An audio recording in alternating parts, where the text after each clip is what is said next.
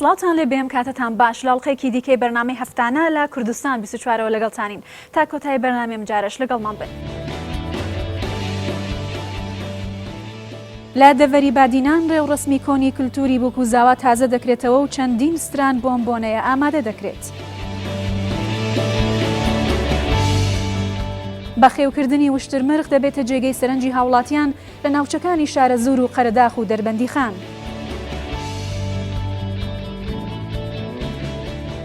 کچێک لە ڕۆژهەڵاتی کوردستان بە لەمەوانی دەکات و دەیەوێت لە بوارەکەیدا ڕچەشکێنی بکات.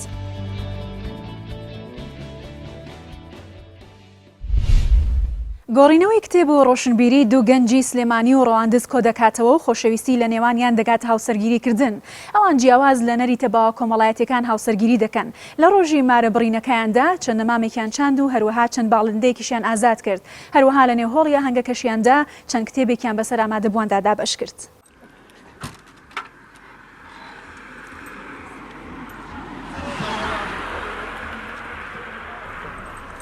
من ناوم هاوژین مەحموودە، دانیشتووی شاری سلێمانیم، پیشەم کتێبفرۆشە.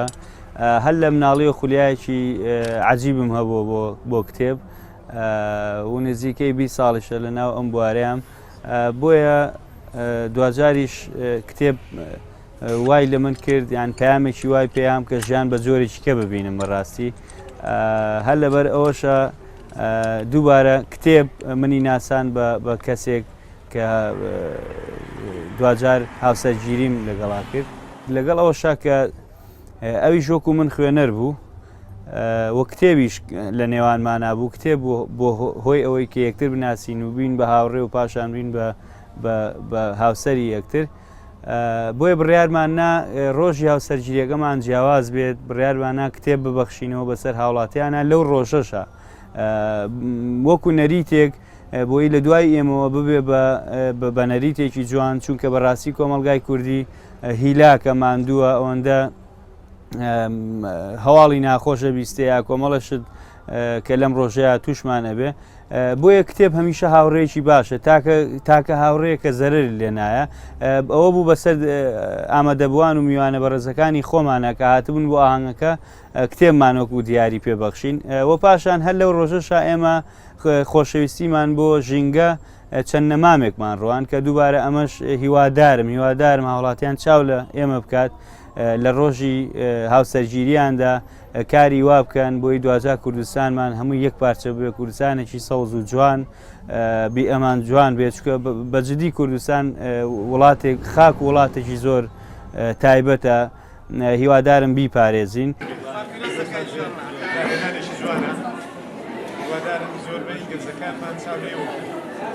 ڕاستی جێگای شاناسیەوەکە ئەدان بینم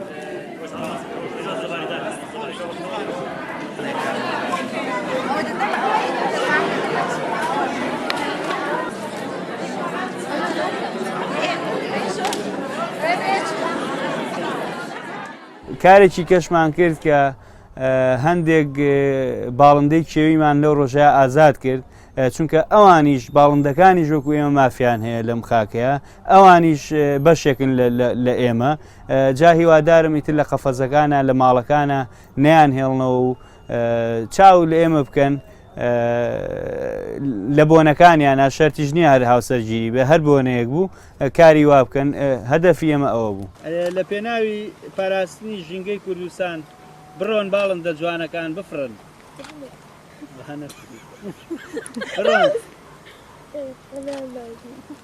لە پێناوی ئەوەی ئێوەش مافتان هەیە وەکو مرۆڤەکان، بۆیە ئێوەش بە ئارازی خۆتان گەرمیان و شێستان بکەن. لە دێرزەمانەوە ڕێوڕسمی بووکوزاوە گرنگێکی تایبەتی کۆمەڵایەتی هەبووە. لە کوردەواریشدا چەند هاوڕەیەکی بووکوزاوە زاوایان دەبرد و گرنگێکی تایبەتیان پێدەدا، بە تایبەتی لە شوشتنگە و هەروەها لە کاتی خۆئامادەکردندا. چەند گۆرانێکی تایبەتیشیان بۆ دەگوت. ئێستا چەند کەسێک لە بادینان ئەیانەوێت هەمان کولتور و نەریتی کۆن زیندوو بکەنەوە.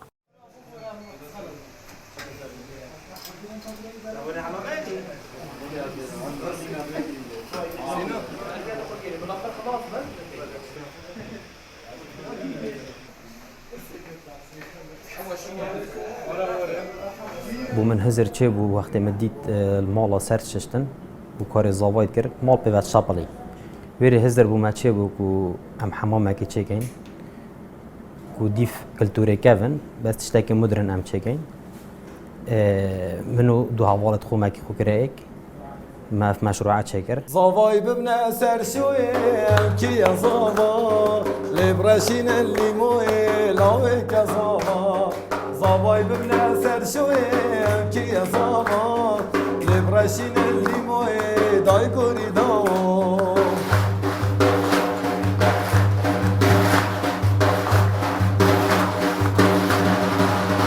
دما زافاي بنا سرشوي استرانيت خاصتين يعني زافاي بنا قوتن وقتی زاوایتینن استرانا خاصیه وقتی زاوایتینن وقتی زاوای بره کاویجال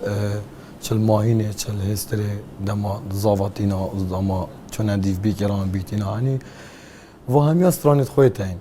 مبخونه دیتینه چکو است نه عمری من بس استرانی داده تا گوتن دما به زاوای ببینن سیلابه زاوای ببینن سر شوی منجلا ببینن سر آوه آنج زاوای سوار کن لماهینه فلکلوری دا چکری مسترانه توی یعنی فقرت دانه سوی گران یعنی سری هاده وکی استرانا سیلاوال سر سیلاوی و زاوا هی زاوا اوه گران سری لاوکی ببنه سیلاوی و اوکی زاوا یا هجی زاواتش حمامه بجا هجی موال یا هجی پسته اوه همی تاتی نگوتم زاواتش حمامش حمامه تتود بوره جگردش حمامش حمامه تتود بوره زاواتش حمامش جگرتش حمامش حمامت تود بوره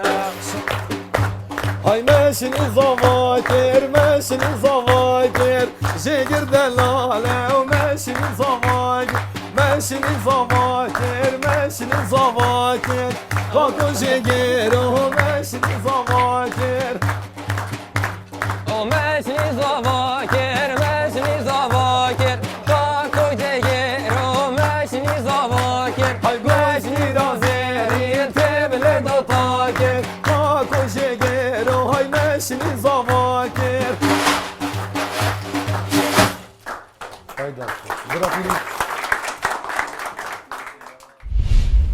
بامانجی دابینکردنی بەرهەمی خۆماڵی لە بازاڕەکانی کوردستاندا لە ماوەی ڕابردوودا چەند هاوڵاتیەک لە شارە زۆر و قەرەداغ و دەربەندیخان پرۆژێکیان دەست پێکردووە بۆ دابینکردنی ژینگەیەکی لەبار و پەروەردەکردنی باڵندەی وشترمرغ ئەوان جگە لەوەی کە گرنگی بەکارەکان دەدەن وەکو پیشەیەک هەروەها خولیایەکی زۆریشیان هەیە بۆ بەخێوکردنی ئەو باڵندە گەورانە.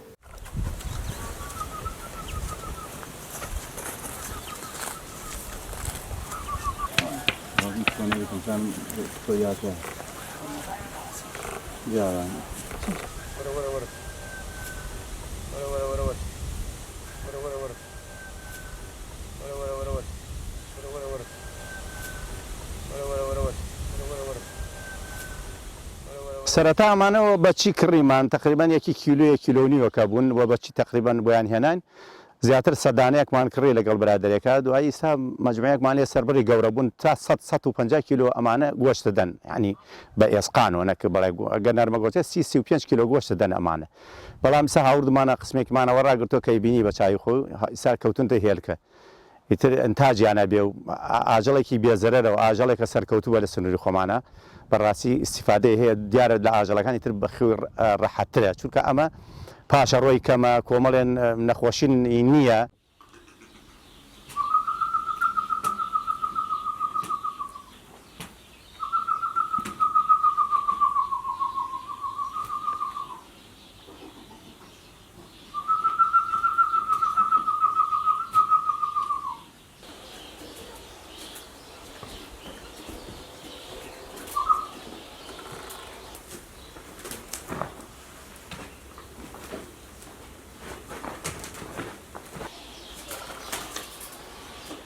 بەگشتی سێ جۆر نەعامەمان هەیە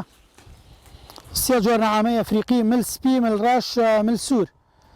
ئێمە لێرە توانیمانە تێستی مل ڕەشەکە و مل سوورەکە بکەین مل ڕەشەکە لەگەڵ ئینسانە ئەگونجێت توانای ژیانیە لەگەڵ مرۆڤ مل سپیەکە شەڕەنگێزە تۆسکێ خەتەرە بۆ سەر ژیانی ئینسان مل سوورەکە زۆر مەترسیدارە بەڕاستی ئەمە نەمانتوانیەوە مل سوورەکە بێنین و خەریک بین لەگەڵەیە چونکە مل سوورەکە جێگەی تایبەتمان نییە بۆی هەرچەنە لە ڕووی کوالیتیەوە چاکتر گەورە بێ و باشترە بەڵام لەبەرەوەی مەترسیدارە تا ئێستا تێستمان نەکردەوە و نەمانهێناوە بەڵام سپاس بۆخوا ملسپی و ملڕاش تێستمان کردووە و ساحەبی بەرهەمی خۆمانین و ئێسا ئیشاڵاوە خەریکن لە هێلکەکردن و زاوزێ و تەکاتوران دڵم نەهابی بیگرم بیبم جێمیەوە ورەمە ملیان وێرانەکە بەختە وەخوایەکیانی من دڵیشان دومانێکە ئیلاک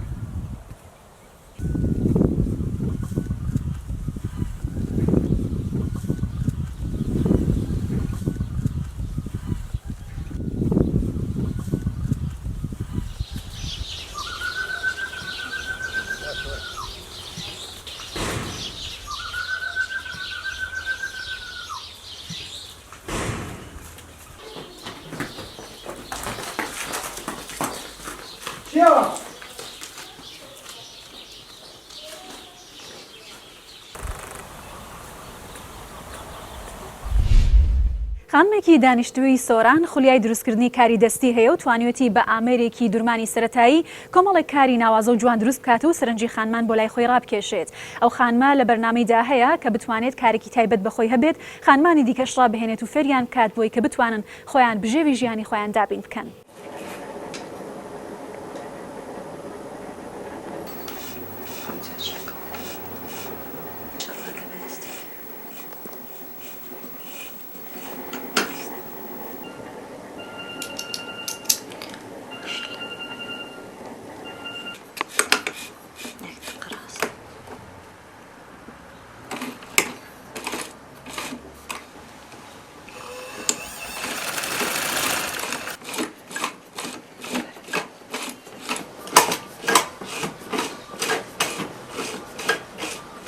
کە لە دەوام دێمەوە ئەبینم کاتی بەتاڵم هەیە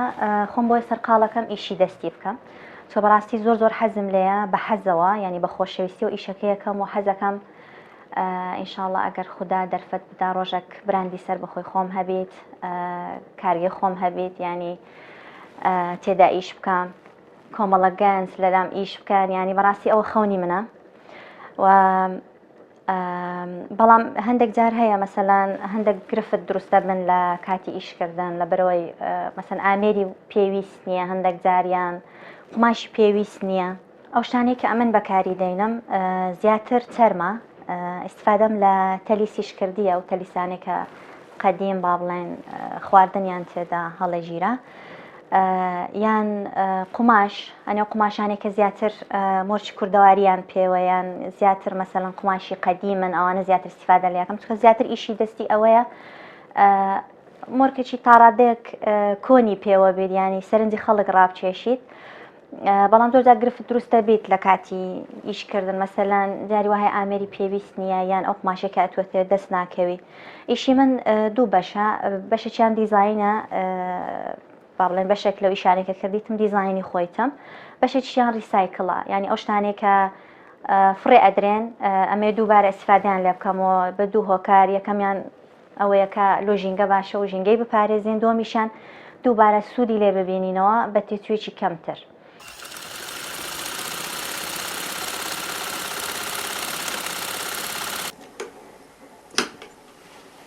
بەپێی ئەوە ئیشەکە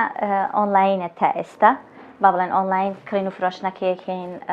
ئەو شتانێک کە دروستیانەکەم دایانە لەم خەڵک ئەیان بینیت زۆر جار هەبووە مەسەلەن داوایان کردێ پێکۆ ئیڤێنت بکەین هاوڕێیەکی عەزیز کە یارمەتی مەدا بەڕاستی پاڵپشتە بە قسە و بە پیشگیریەکانی خۆی تەکلیفی ئەوەی کرد کە پێکۆ ئیڤێنتە بکەین ئەو ئیشی جلی کوردیە کات و ئەمنیش زانتەوە پێڵا ینی گوتی پێکەوە فکرێکی جوان بۆ ئیڤێنتە بکەین لە هەولێر کە ئەو بە دیزایانی جلک و بەرگەکانی خۆی ئەمنیش بە جانتەوە پێڵاوچکە لە ناو مۆدیلەکانی منیش هەیە زیاتر مەسەلەن لەگە جلی کوردی ئەگونجێ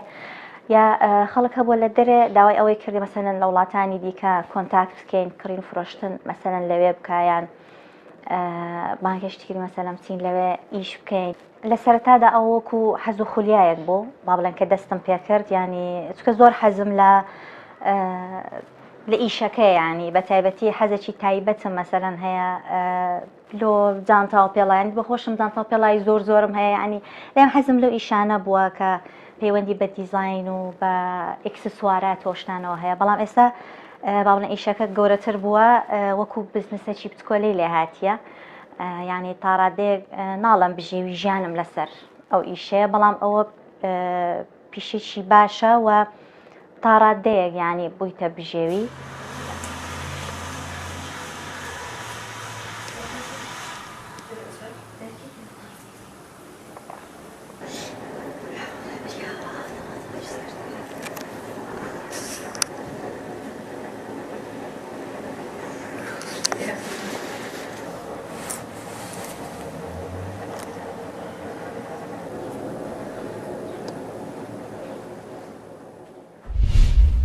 ئایدا کچێکی تەمەن 20 ساڵانی دانیشتووی شاری مەریوانی ڕۆژهەڵاتی کوردستانەوە زۆربەی کاتەکانی بە وەرزشکردن تێپەڕ دەکات. ئەو هەر لە منداڵیەوە وەرزشی کردووە. باس لەوە دەکات کە بەهۆی کچبوونیەوە زۆر تەنگ و چەڵەمە لە بەردەمیدا هەبوونە بەڵام کۆڵی نەداوە. ئەو ئێستا وەرزشی بەلەمەوانی دەکات. توانیوێتی چەند پلەیەک بەدەست بێنێت و خولیاشی ئەوەیە کە لە ئاستی جیهانیشتا پلە بەدەست بهێنێت.